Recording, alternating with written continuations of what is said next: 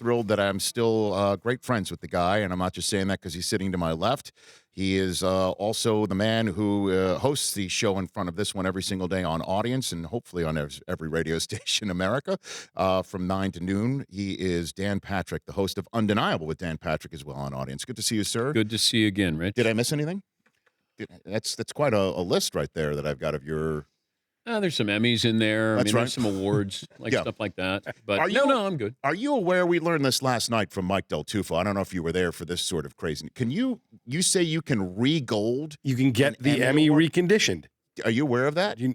That if your If Emmy's it's old? if it's beginning to fray a little bit? Tarnish? Yeah, If you tarnish. Oh, no, I don't want it. I want it to look like it's been used. Like Yeah? it's, it's got some wear and tear on it. Did you do it? Did you treat yours like the Stanley Cup? Like you took it around? Did it tour? Did it tour Connecticut? The first Emmy I got, and, The first Emmy. Oh, I love it. that. Yeah, I heard did you that. guys I like on that, Dan. Yeah. I can My relate. bad. You guys got that? I can relate. My bad. Like after the fifth or sixth, Yeah. then you lose track. But, she has wings. And so my son thought it would be funny if we used it and put hot dogs on the point of her wings and then grilled with it. Like just as a photo op. Like not have the grill on, but that it would be funny. And I'm glad I didn't because the Sports Emmy people don't, they don't like that. They don't think that's funny. And so I'm glad that I didn't do it. But I did think about that. And then I ran it by somebody with the Sports Emmys, and they said, that's not a good idea. And then I thought maybe it would prevent me from winning other Sports Emmys. Is that right? Yeah. That you'd be on some sort of list? But I also got, Darius Rucker gave me his Grammy when Hootie and the Blowfish won in 1994, 1995. And I said, look, you got Grammys. Like, just give me one. So he gave me his Grammy, and I put it on my desk. And I had it on my desk for months. Next thing I know, I get this panicked phone call from Darius Rucker. You got to send me that Grammy back. What? And I said, come and get it. and he goes, no, I'm serious. I got to have the Grammy back. The Grammy is, they're really upset that I loaned that out to you. Yeah. So I had to overnight it, pack it up, the whole thing, and send it down to him because he was dead serious that he thought the Grammys were going to hold it against him, that he didn't value the Grammy, that he would give it to some lowlife like me and put it on my desk for a sports show. Was there any part of you, Dan Patrick, that thought of crafting a letter, a Stern letter, not a David Stern letter, but a Stern letter, and send it to an authority in charge of the Grammys and say, do you know who I am? At any point, like, you're not just somebody, Dan. No, You but never I think of doing something like have that? such appreciation for music and Darius and what he's done, and I would never want to have that prevent him from winning other Grammys. So you sent it back to him? I did. Did he pay for the pack? He did not. There was no COD. There was none of that stuff. No. But, he's been such a great friend, and I met him in 1994. I was at the Masters in Augusta. So the band is there. Nobody knows who they are. They just started. They just launched. From South Carolina, Yeah, right? That's I where they're only, from. hold my hand. Yeah. They see me, but they don't come up to me because they don't think that I know who they are. So I never knew they were there. And they said, we met, a couple of years ago. And I go, where? And they said, at the Masters. I go, So they walked by me, and I didn't know that they were walking by me. And that's the first time that we met. I've been to Darius's wedding. Like, I've been involved with them for almost 25. They're coming up on their 25th anniversary there. I remember when you were on the ESPN radio network, and there was a roast on your behalf in Chicago, Illinois. And you hosted. And I was the roast master, and I worked very, very blue that night on behalf of the roast. They played. Were they not the musical? Yeah. And I'll never forget Rick Riley. Now, what happens in a roast is you don't necessarily roast the person who's supposed to be roasted. Right. You start roasting everybody on the dais. Yeah, right. So Rick Riley, the great sports writer, gets up and he said, hey, I want to thank Darius Rucker for being here. I've got your album, Hootie's Greatest Hit. And you can just see Darius look like, wait, what did I do? So Riley was making fun that they only had one song, "Hold My Hand." Right. Meanwhile, they sold 17 million of that album, and I just remember going, I don't like roasts because it felt like everybody was getting shot up there. Well, but that was my job, was to be. You was to started just out with a fire joke, away. and I had to make sure that all the tapes were destroyed. Is there still a tape of it? I don't Somewhere? know, but I was in a panic. So we do this roast, and Rich starts out with a line that I went, "There's careers in jeopardy here." Like I only know seriously- one speed when it comes to roasting. I mean, like, that's what you. floored me with the first line. It had to do with Brent Musburger. And it had to do with Anatomy? And I would say draw your own conclusions, but you can't even get to where Rich got with that conclusion. And I'm going, oh my God. Oh, yeah. I And remember so that. the whole night Yeah. with this roast, I'm thinking, I don't know if I'm going to have a job when I get home. It was bad. And I immediately, Paulie, my producer, I said, Paulie, make sure there's no tape. Make sure there's no tape. And it's not somewhere it has not never even in the surfaced. dustbin It has somewhere in your attic. never Okay. surfaced. You're Also, not answering so the tape exists. Then is what It you're might. saying. But Rob Dibble was my co-host, the That's right. former baseball pitcher, Nasty Boy. So he's getting upset with people who are roasting me. He wants to fight them. So he's with me on the dais, and he doesn't understand this. That I said it's okay, and he is MFing people. He's like, who wants to fight him. I go, no, it's called a roast. Yeah, dibs. Like they're supposed to say mean things about you. Right. That's the idea. Yeah. And I said, even if they're not true, they say mean things about you. Dan Patrick here on the Rich Eisen Show in Atlanta. The Vince Lombardi Trophy. I'm not going to touch it. I know that. Every year I come in and then I put my hands on it. Oh, you got me, Rich. A tradition unlike any other. You got me again. Dan Patrick being handsy with the Vince darn it. Lombardi Trophy. So several times you were on the podium for NBC. What was the most awkward trophy Presentation. that you had doing that?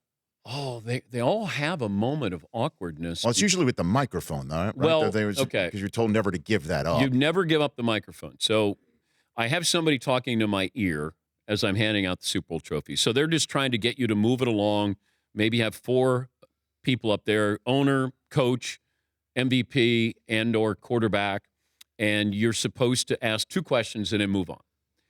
And the Giants win the Super Bowl, and one of their owners is grabbing the microphone. And you can't give up the microphone. So you'll see he's pulling the mic like this, and I'm grabbing it so we're arm wrestling on a microphone in front of 100 million people. This had to be Tish, right? So Steve Tish, because they think it's it's their time live at the Improv. Hey, I'd like to say a couple of things, and I got a couple of jokes here. So I'm going like this to get it back from him. The other time the Steelers win, they beat the Cardinals. Santonio Holmes has the incredible catch in the corner of the end zone. I'm up on the podium. The commissioner's there. Joe Namath is bringing the trophy up. I still don't know who's the MVP. Roethlisberger is up there because Roethlisberger thinks he's the MVP. Oh, my So gosh. Ben is right there, and rightfully so. Ben should have been the MVP. I agree. So Ben is right there smiling, and I have to yell, and it's confetti. It's crazy. Namath's bringing up the trophy. I'm going, who's the MVP? Who's the MVP? Finally, I hear somebody say, Holmes. And I don't know if they're saying, what's up, Holmes? Or they're saying, Holmes. And I go, I guess Antonio Holmes is the MVP. So we get up there, and Ben thinks he's going to move in for the kill and be the MVP. Did you have to break the news to him? In a Sort way? of, in a weird way. Like Ben was like right here, ready to come in, and the MVP is Santonio Holmes. And then, Ben had to move over a little bit. And I'm going, oh my God, it shouldn't be this difficult. So I had that. The Eagles, when they won last year, Kevin Hart is trying to get up on the podium. I remember that. He was overserved. Yes, he was. Right. Quite. So I can hear it. So I'm hearing him, his voice, and he's like, I got to get up there. You got to let me up there. I got to be up there. And I'm going, who needs to be up here? And then I see that it's Kevin Hart, and he's ready to fight somebody. But I have since talked to Kevin a month ago, and I said, what were you doing? And? He goes, I was overserved, Dan. He's overserved. I said, oh, my God. Yeah. Well, I said, what were you going to do when you got up there? He goes, I don't know, but I had to get up there. Could you imagine if that had happened? No. I mean, there would have been, I would have had a very religious Nick Foles up there. And Kevin Hart probably dropping F-bombs like, congratulations, you bleeping bleeper, and True Detective season 4. That's about to say, or no, it sounds like a buddy, road trip cop movie. Yeah, Nick Foles and Kevin Hart, and the trophy. But there's always an awkward moment because when the Patriots won, I'm in the time. Oh, I'm sorry. I was about to say. When I handed out the trophy, though, was when they beat Seattle. So I'm at the goalpost. I'm right underneath the goalpost because I think Seattle's winning, and I have to be ready to go out. There's about a 7-minute window to set up everything and get ready for the ceremony. And I'm watching this unfold, and it goes in slow motion because I'm thinking, here comes beast mode, right? Here's the touchdown right here. So I watch to see if he's getting the ball. And then he doesn't. And then I see Russell Wilson go back to pass, and I go, oh, bleep. And then I don't know if Malcolm Butler's made the interception. Right. I just think he knocked it down. And then I go, oh, my God, he got it. And then you start in your mind going, okay, MVP. Brady is, but it should be Malcolm Butler. Wait, would they give it to Malcolm Butler? He just made the greatest play in Super Bowl history. Belichick's going to be up there. What do I ask Belichick? Kraft's going to be up there. Oh, Gronk's. So I start doing that, formulating that in my mind. Mm-hmm. Now, the Patriots still have the ball at the 2-yard line. Right.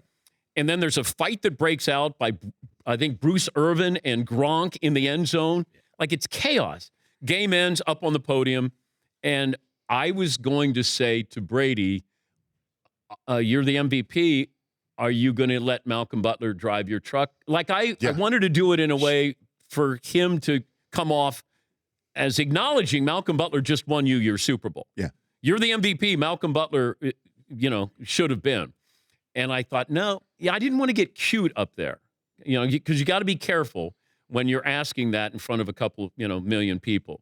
And I didn't, but I wanted him to say something to it. Oh, the other one was Eli won a Corvette for MVP. But that's not his car, right? Exactly. He is, I believe, a Toyota guy. He's a different brand. So we're up there on the podium. You just beat the Patriots, and I have to read a card that says, and congratulations, fill in the name, Eli Manning. You are the MVP and the proud owner of this beautiful black-on-black Chevy Corvette, blah, blah, blah, blah. I have the keys. I get done reading. I turn around. Eli's not there. Went down the steps, and I have to yell, Eli! Eli! Like, I had to go, here's your damn keys. He didn't want to be seen with Chevrolet keys. And I'm giving you a damn Corvette. And I'm going, like, you get done, you go, you got to be kidding me. The Mannings, I mean, Peyton dropped his brand of beer. Yeah. And his final podium of his career, in Super Bowl 50. You know how they work. But Eli, not as good at product placement.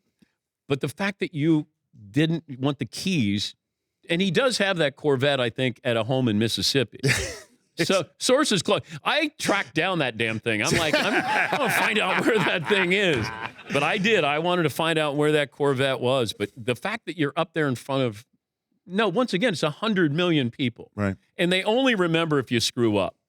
Never if you do it well. Like, they'll go, oh, you did. Oh, you handed out the trophy. Yeah, up there. Oh, okay, I didn't notice you. But if I screwed up, of course, it's like holding. It's like offensive line. You're only noticed if you're called for holding. Dan. Well, I did ask Gronk. I said, "Did you ever think that you would have this feeling again?" He goes, "Well, this is my first Super Bowl I won." I went, "I remember that." Alrighty.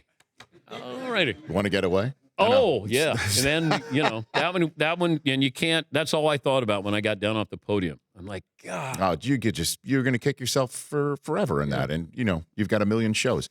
Before I let you go, DP, who wins this one? What do you think? I'd never go against Brady. I've learned. Brady and Belichick.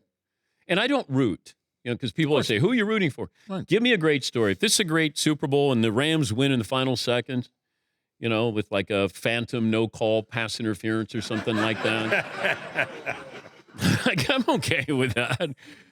Yeah. For instance, just of all things for you to just pluck out of thin air. Happen, Dan. Sure. Something like that. Yeah. But I could. If the Rams win, great. Yeah, and the official who doesn't make the call is a USC graduate who's been born and raised in Los Angeles, California. Yeah, it's somehow Makes related sense. to Sean McVay. A McVay. His godfather. That's right. Like that. At DP Show on Twitter, Dan Patrick Show on Instagram. Check out a new season of Undeniable with Dan. His first season as the host, kicking off this January 30th at 8 p.m. Eastern and Pacific. Dan, you're the man. Thanks for coming on. Buddy. Thank you. That's DP right here on The Rich Eisen Show. The Rich Eisen Show, weekdays at noon Eastern on Audience.